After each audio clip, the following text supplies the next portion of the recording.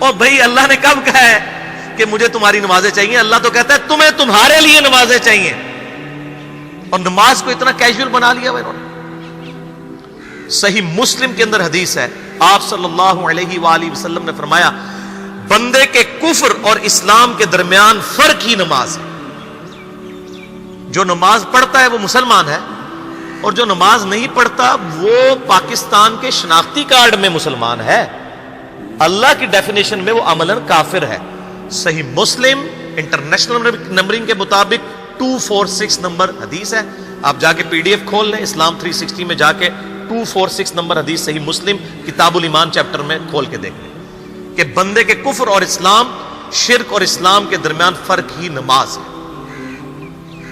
آپ بے شک اپنے آپ کو مسلمان کلیم کرتے رہے، لیکن وہ شناختی کارڈ والا مسلمان ہے، نکاح طلاق والا مسلمان ہے، اس کا جنازہ بھی پڑھ دیا جائے گا، پیدا ہوگا اذان بھی دے دی جائے گی، اللہ کے حضور وہ مسلمان نہیں ہے، وہ بس کلمے کا ہی ہم احترام کرتے ہیں، ادروائز تو عملاً کافر ہے وہ۔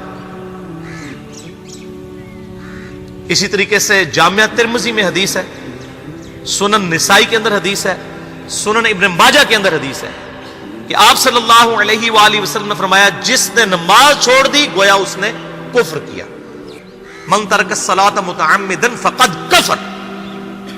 اب اس سے زیادہ اور کیا سخت بات کی جائے کہ کسی کو یقین آئے کہ جس نے جان بوجھ کے نماز چھوڑ دی اس نے کفر کیا۔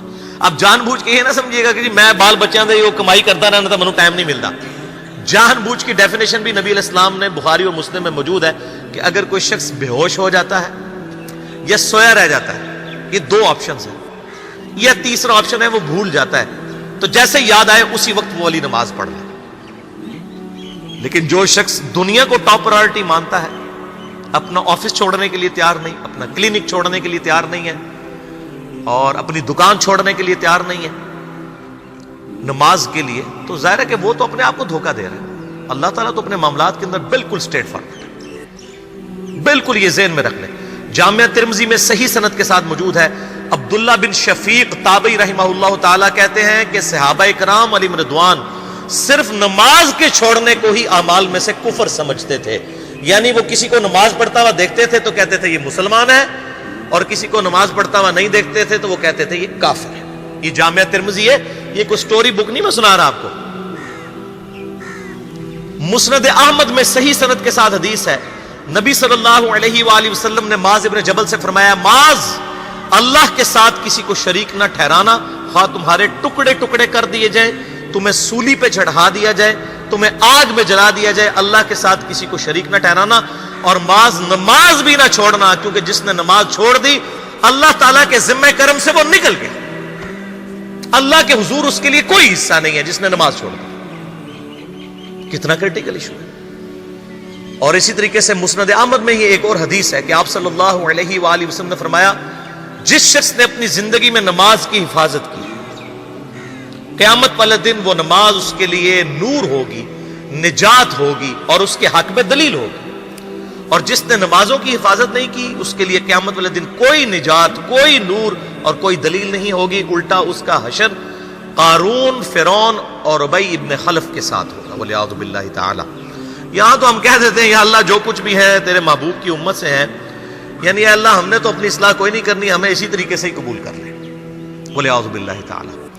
اور کچھ ویسے علماء کا بھی اس میں بڑا برا کردار ہے کہ انہوں نے نماز کو بھی اتنا مشکل فرض بنا کے پیش کیا ہے کہ ایک عام آدمی کے لیے، اور جو دنیاوی معاملات کے اندر بھی انوالو ہے، اور کسی ایسی عورت کے لیے جس کے کئی بچے ہیں، مطلب اس روٹین کے اندر اس نماز کو مینج کرنا مشکل ہو جاتا ہے۔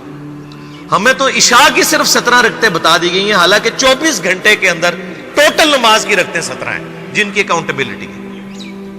اور میں یہ بڑے یعنی وثوق کے ساتھ ایک ذمہ دار مبلغ کی حیثیت سے یہ بات کر رہا ہوں۔ آپ صحیح بخاری اور صحیح مسلم کھول کے دیکھ لیں، فرض نمازوں کی تعداد جو ہے وہ 5 آئی ہے، اور ان کی رکعتوں کی تعداد بھی بیان ہو گئی ہے۔ فجر کے 2 فرض، ظہر کے 4 فرض، عصر کے 4، مغرب کے 3 اور عشاء کے 4، اور سفر میں سارے 2 فرض ہیں، مغرب کے 3، یہ ٹوٹل 17 رکھتے ہیں جن کی اکاؤنٹیبلٹی۔ باقی جنہ گڑ پاؤ گے انہ میٹھا، وہ ساری نفلی عبادت ہے، وہ بخاری اور مسلم دونوں میں حدیث ہے، جس نے فرض کے علاوہ 12 رکعتوں میں استقامت کی اور وہ 12 رکعتیں آپ صلی اللہ علیہ وآلہ وسلم نے پڑھ کے بھی بتائیں. اور امہات المومنین میں سے سیدہ عائشہ نے، سیدہ ام سلمہ نے، سیدہ ام حبیبہ رضی اللہ عنہن نے روایت بھی کی کہ 2 فجر سے پہلے، 4 ظہر سے پہلے، 2 ظہر کے بعد، 2 مغرب کے بعد، 2 عشاء کے بعد. یہ 12 سنت موقدہ، جس نے یہ پڑھی اسے جنت میں محل ملے گا. اگر کوئی نہیں پڑھتا تو گنہگاری والا معاملہ کوئی نہیں ہے. اسی طریقے سے اس کے علاوہ ایک اور وطر کی نماز ہے جو سنت موقدہ ہے. وہ سیدنا مولا علی رضی اللہ تعالیٰ عنہ علیہ السلام کا قول ہے کہ وطر سنت ہے، سنت ہے، سنت ہے، مگر اسے مت چھوڑو. ہے سنت ہے لیکن تاکیدی ہے. آپ صلی اللہ علیہ وآلہ وسلم نے سفر میں بھی وطر اور فجر کی 2 سنتیں پڑھی ہیں، لیکن یہ صرف افضلیت کے اعتبار سے تاکیدی ہیں، ان کی کاؤنٹیبلٹی کوئی نہیں ہے. البتہ یہ ضرور ہے، سنن ابی داؤد میں ایک حدیث ہے کہ جس کی قیامت والے دن فرضوں میں کوتاہی نکل آئے گی تو اللہ تعالیٰ فرمائے گا میرے بندوں کی جو نفلی اور سنت عبادت ہے اس کو تول لو اور فرضوں کے ایکویلنٹ قبول کر لو. تو آپ اگر یعنی سنتیں پڑھیں گے تو اس کے ایکویلنٹ نفلوں کی کوتاہی پوری ہو جائے گی، ادروائز اکاؤنٹیبلٹی اس کی کوئی نہیں ہے. یہ ذہن میں رکھیے گا.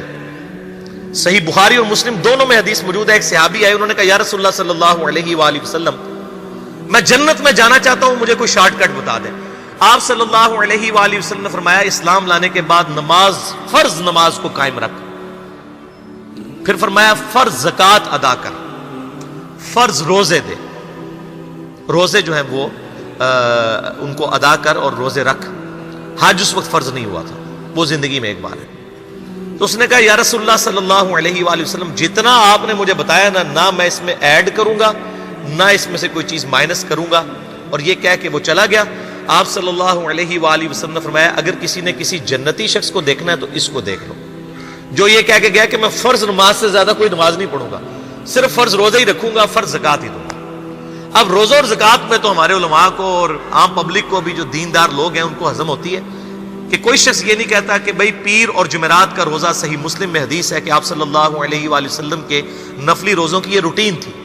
کوئی آپ کو یہ نہیں کہے گا کہ جس نے جمعرات اور پیر کا روزہ نہ رکھا اس کے رمضان کے روزے ہی قبول نہیں ہوں گے. کوئی کہتا ہے؟ کیونکہ ان کو پتہ وہ نفلی ہے. اسی طریقے سے زکوٰۃ تو صرف 2.5% ہے نا، باقی تو نفلی صدقات ہیں جتنے مرضی دیں.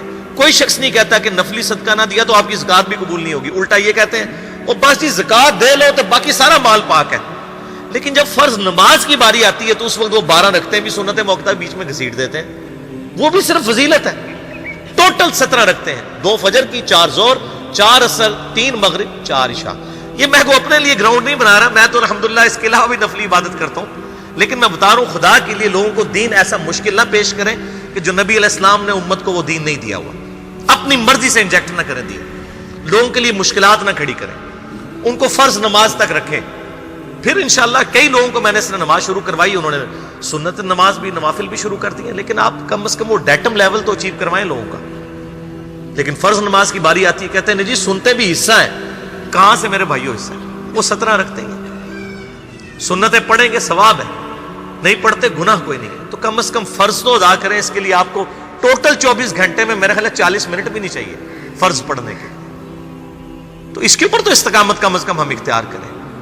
اور چھوٹی چھوٹی جو نٹی گٹیز ہیں ان کو تو ہم نے اتنا فالو کیا ہوا ہے، اور فرض نماز کے بارے میں ہم اتنے کیجول ہو جاتے ہیں. تو یہ فرض نماز کی امپورٹنس اس حوالے سے ضروری تھی، اس لیے میں نے ساتھ ہی بیان کر دی.